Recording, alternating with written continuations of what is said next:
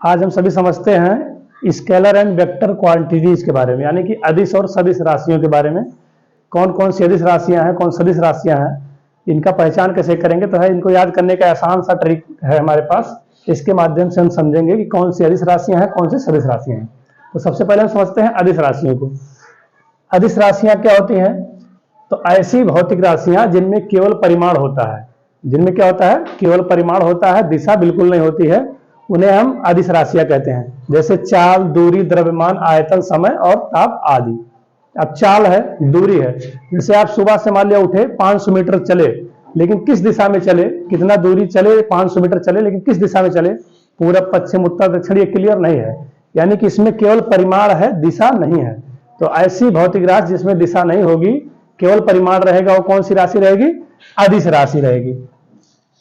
इसके विपरीत आता है सदिश राशि। सेकंड है हमारा सदिश राशियां।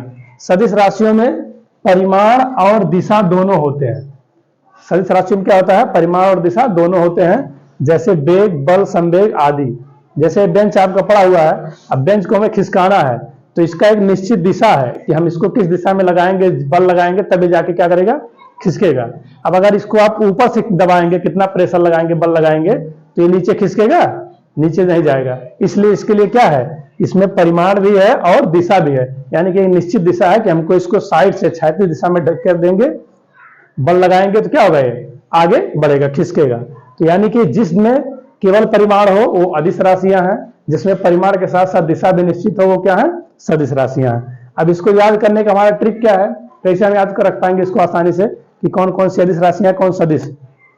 तो अदिश राशियों के लिए सबसे पहले हमारा है ट्रिक है, उस आर्द्रता को चाबी दो। क्या है? उस आर्द्रता को चाबी दो। जिसमें उ से है ऊर्जा, सा से है समय, आ से है आयतन, द्रा से द्रव्यमान, ता से ताप, को से है कार्य, चा से है चाल, तथा बी से है विद्युत धारा और दो से है दाब।